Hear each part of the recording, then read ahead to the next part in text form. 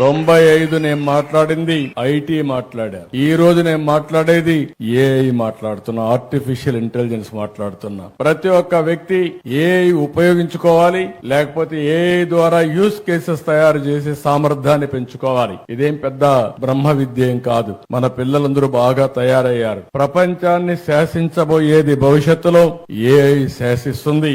ఆ విషయం కూడా మీరు గుర్తుపెట్టుకోవాల్సిన అవసరం ఉంది. ఈ రోజు మీరు ఒకసారి చూస్తే ఇక్కడ ఉండే హాస్పిటల్లో కూడా ఒక 20కి పైగా అతి కీలకమైన వైద్య సేవలు అందిస్తున్నారు. నేను అందుకే డాక్టర్స్ అందరూ మీరు ఇక్కడ ఉన్నారు. డేటా అనేది నెట్వర్క్ హాస్పిటల్స్ కాబట్టి దేశం మొత్తం అనేకమైన డిసీజులకు కావలసిన డేటా అంతా కూడా హిస్టారికల్ డేటా ఉంటుంది. భవిష్యత్తులో ఒక హాస్పిటల్దే కాదు సంపద.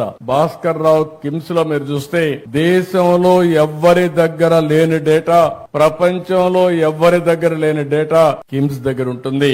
డేటా వెల్త్ అని చెప్పి మీ అందరికి తెలియజేస్తున్నా. రేపు రాబోయే రోజుల్లో సంపద మన దగ్గర ఎన్ని కోట్లు ఉన్నాయని కాదు, నా హాస్పిటల్ ఈ రోజు మార్కెట్ వాల్యూ ఎంత ఉందని కాదు, నా దగ్గర ఎంత డేటా ఉంటే ఆ డేటాను ఉపయోగించుకుని ఆర్టిఫిషియల్ ఇంటెలిజెన్స్ చేస్తే నిర్ణయాలు 100% పర్ఫెక్ట్ గా వస్తాయి. నిర్ణయాలు సరిగా ఉంటే డబ్బులు సంపాదించడం చాలా సులభం అవుతుందని చెప్పి కూడా నేను మీకు తెలియజేస్తున్నా.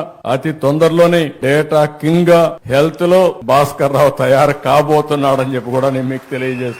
అంటే ఒకసారి డేటా వచ్చిన తర్వాత ఇంకొక పక్కన మీరు చూస్తే రియల్ టైం డేటా అన్ని ఐఓటీలు వచ్చేసాయి, వేరబుల్స్ వచ్చేసాయి. ఈ రోజు హాస్పిటల్లో డాక్టర్లు కూడా మీరు చూస్తే ఆపరేషన్ చేస్తా ఉంటే ఏఐ ద్వారా మీకు మొత్తం గైడ్ చేసే పరిస్థితికి వచ్చింది. నువ్వు ఇక్కడ తప్పు చేస్తున్నావు, ఇది కరెక్ట్ గా చేయి, ఇక్కడే ప్రేషన్ ఉంది, ఇక్కడ చేయాలని చెప్పి మిమ్మల్ని గైడ్ చేసే పరిస్థితికి వస్తా ఉంది. దీనివల్ల ఏం జరుగుతుందని మీరు ఆలోచిస్తే ఈ డేటా, ఈ యొక్క గైడెన్స్ వల్ల మామూలు డాక్టర్ కూడా ఎక్స్ట్రాడినరీ ఆపరేషన్ చేసే పరిస్థితికి వస్తున్నాడు. అలాంటి నాలెడ్జ్ వచ్చేది మనం గుర్తుపెట్టుకోవాల్సిన అవసరం ఉంది. అందుకే నేను ఒకటే చెప్తున్నా, డెడ్లీ కాంబినేషన్ టెక్నాలజీస్ అన్ని కూడా సౌండ్ గా వచ్చాయి. ఇంకొక పక్క నాలెడ్జ్ కూడా మెచ్యూరిటీ వచ్చింది, డేటా కూడా వచ్చే పరిస్థితి వచ్చింది.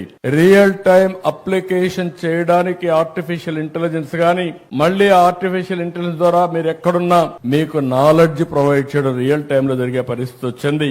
అందుకే భవిష్యత్తులో భారతీయులు నాకు ఏ మాత్రం మనం లేదు, అద్భుతాలు సృష్టించబోతున్నారని మరొక్కసారి ఈ సభలో మీ అందరికి విజ్ఞప్తి చేస్తున్నా.